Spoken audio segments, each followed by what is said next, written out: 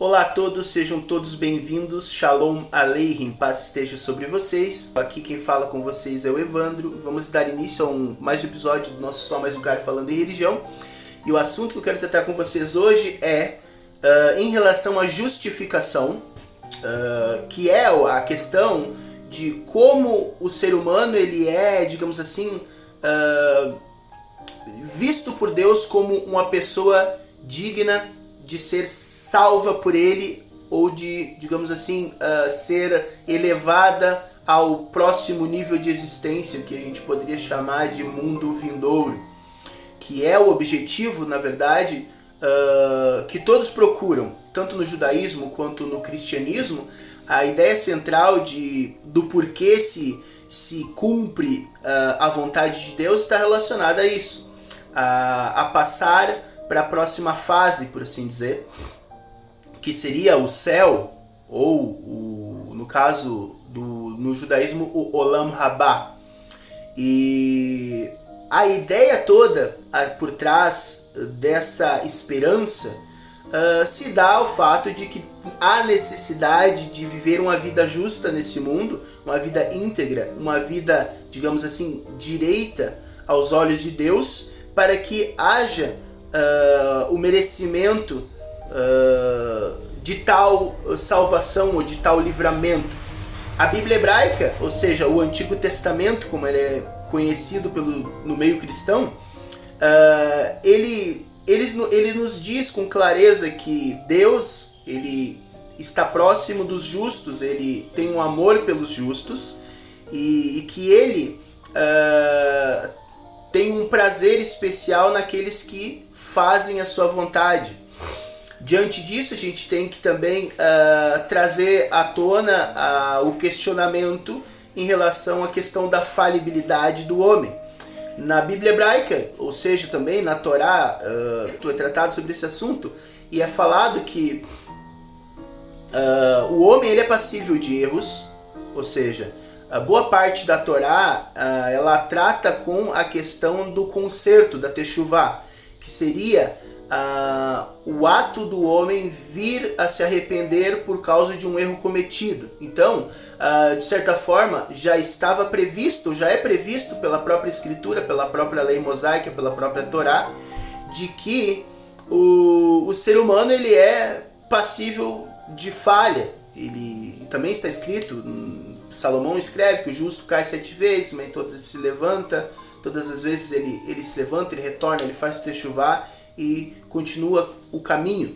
E assim é o processo que todas as pessoas que buscam ter uma vida com Deus, elas devem seguir, porque sempre quando a pessoa ela falha, ela deve retornar a Deus. Isso é um princípio geral. A ideia por trás disso é sempre essa questão assim, eu estou caminhando com Deus, porém eu cometi um erro, eu me arrependo daquele pecado, e isso a gente está falando de pessoas que buscam ser justas, ou que são considerados já justos pela própria Escritura. Como está escrito, o justo ele cai 7 vezes, etc. Então já tem essa ideia de que o tzadik, o justo, não é aquele que é perfeito o tempo inteiro e que nunca erra. Não existe essa concepção na Torá, não existe essa concepção de justo na Torá. Então, o justo ele é aquele que anda com Deus e que se arrepende de seus pecados quando necessário. Tratando agora sobre a justificação e como isso se dá na prática em relação a Deus e seu julgamento, devemos entender que Deus ele é perfeito, ele é justo e reto em todos os seus caminhos, e todo julgamento, tudo aquilo que ele faz é pleno em justiça, isso é fato. Então, quando a gente vai tratar acerca da questão da justificação do homem, nós temos que entender que Deus ele deu um código moral para o ser humano, ele deu a lei divina, e ela é que deve conduzir o homem até o caminho correto para Deus, ou seja, Deus ele sempre vai julgar o homem por meio desse código moral, ou seja, desse compêndio de leis que o homem seguiu ou não em sua vida, entende? Como nós comentamos anteriormente, a questão da falibilidade ela está ligada à própria questão já prevista na Torá, na Bíblia hebraica, da Teshuvá. Ou seja, já estava previsto, já é mostrado na própria Bíblia hebraica que o homem, quando erra, ele deve se arrepender e que Deus irá perdoá-lo quando ele se arrepende acerca de um erro cometido. Então, isso é uma regra geral. Entende? Deus, ele exige que o ser humano se arrependa. Tanto que, quando nós formos tratar dessa coisa do que já é previsto em relação aos pecados, seja do indivíduo ou do povo de Israel, por exemplo, na própria Torá já estava escrito que após Moisés morrer, de que o povo de Israel eles iriam seguir outros deuses, e a gente não deve entender isso como algo que seria predestinação, não é isso, mas sim de que o povo, de uma certa forma, ele iria se desviar, entende? Não tem nada a ver com predestinação isso, mas simplesmente com a ideia de que Deus, ele já estava dizendo, olha, quando Moisés ele morrer, o povo vai se dividir, ele vai pecar e como punição, o que também já é previsto, que Deus, quando o povo de Israel ele peca de uma maneira muito grave, Deus traz inimigos sobre eles que fazem com que eles sejam dispersos entre as nações. Então isso é chamado de exílio, segundo a Bíblia hebraica. Então, isso tudo já estava previsto e também estava dito, olha, vocês de lá do cativeiro, vocês povo de Israel, vocês clamarão para mim e eu os perdoarei, entende? Que uma das formas de Deus redimi-los do exílio seria por meio da Teshuvá. Então, o próprio fato do desvio e do retorno faz com que o ser humano seja aceito novamente. Então, isso tem a ver com a questão do próprio indivíduo, de quando ele peca, ele erra, ele deve clamar a Deus pelo perdão, e assim Deus vai ter misericórdia dele e vai perdoá-lo e trazê-lo de volta para si, por assim dizer. Então, isso é algo que tem que ficar bem claro na mente das pessoas. Continuando então, dito isto, já que eu trouxe os exemplos de Israel, por exemplo, como povo, de que o pecado deles fazia com que eles fossem dispersos entre as nações, de que a Teshuvá, ou seja, o retorno, o clamor, fazia com que eles fossem redimidos e retornados à terra. Também, segundo nós mesmos comentamos, que a questão do justo, que ele cai 7 vezes e em todas as ele se levanta e é perdoado, etc. Também a Torá, quando ela fala que se um homem pecar, etc. Então, são questões de condições, de que quando o homem se vê em tal condição, ele deve fazer tal coisa para consertar o seu erro. Então isso tudo nos arremete ao fato de que não existe nenhuma exigência na Bíblia hebraica ou na lei mosaica, no Antigo Testamento, que seja de perfeição absoluta. Isso não existe. Então, quando a gente fala que o homem ele deve ser justo, seguir a Deus, a gente fala nesse contexto do justo que comentamos, de que ele vive a religião em sua vida, e obviamente ele deve viver e deve trilhar os caminhos de Deus desde o dia em que ele conheceu esta palavra, esta nova vida, até o dia de que ele parte deste mundo, ou seja, até o dia de sua morte. Então, o homem ele deve viver uma vida de arrependimento, isso é uma realidade, e se arrependendo sempre que necessário. E Deus, agora tratando de como Deus enxerga essa situação, enxerga essa coisa, como comentamos, Deus ele é misericordioso e ele perdoa o pecado. Isso, a gente vai estar trazendo comentários aqui, a gente vai estar colando versículos aqui que deixem ainda mais claro essas ideias, esses conceitos que eu estou trazendo. Deus, em sua misericórdia abundante, algo que também está escrito, ele é que em sua justiça julgará o homem se ele é merecedor ou não, digamos assim, de tal salvação ou de tal justificação. Mas isso é algo que só compete ao próprio Deus. Não está ao nosso alcance julgar alguém acerca de sua condição com Deus, se ele é um justo, obviamente. Ao não ser que ele seja um completo perverso, alguém que vive uma vida totalmente distante, onde a gente pode dizer sem sombras de dúvidas que essa pessoa é uma pessoa distante de Deus, e isso é fato, a gente consegue identificar através das ações das pessoas. Alguém que não tem o mínimo temor de Deus, alguém que não estuda a palavra de Deus, alguém que vive uma vida completamente desregrada e distante, com o mínimo de temor de Deus, obviamente essa pessoa é distante, entende?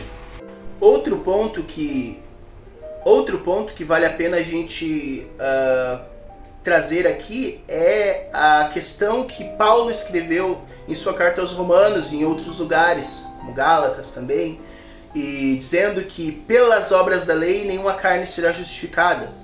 Então, vamos estar trazendo agora o porquê que essa conceituação de Paulo, essa ideia, ela é um erro. Como comentamos, Deus ele deu um caminho para o homem seguir, que este caminho está fundamentado em suas palavras, em suas leis, em seus conselhos que ele ordenou Moisés a passar para o povo de Israel. E Deus ele julga o homem por meio dessa lei, entende? Isso é fato, isso é algo comprovável de acordo com o Antigo Testamento ou com o Tanakh, porque em todas as questões de desvio de Israel, Deus ele implora, por assim dizer, para que Israel retornasse ao caminho correto, ou seja, voltem para a lei de Moisés, ou retornai à lei de Moisés, entende? Então, é lógico que todos os seres humanos eles precisam ter como base, como bússola, a moralidade judaica, ou seja, a moralidade descrita na Bíblia hebraica, aquilo que Deus ele pediu para que o homem seguisse. Então isso é fato. O que mais a gente poderia dizer e trazer como prova disso é o antagonismo de Tiago. Por exemplo, o apóstolo Tiago ele fala contra Paulo no capítulo 2 de seu livro, dizendo que somente a fé ou digamos assim, a crença, ela não era suficiente para justificar o homem. E assim como Paulo ele trouxe a ideia da justificação pela fé, ele traz a ideia de Abraão, ou seja, ele usa Abraão dizendo, Abraão creu em Deus e isso lhe foi imputado como justiça. E Paulo ele utiliza esse argumento como, veja bem, foi só crer, ou seja, a crença já era suficiente, segundo Paulo. Porém, a gente vê que Tiago ele discorda dessa situação no momento que ele fala assim, olha, ele traz exatamente o mesmo exemplo. Ele fala assim, somente a crença não seria o suficiente, porque Abraão ele ofereceu o seu filho em holocausto. Ou seja, ele teve a iniciativa de ir e oferecer Yitzhak, ou Yitzhak, que é o Isaac.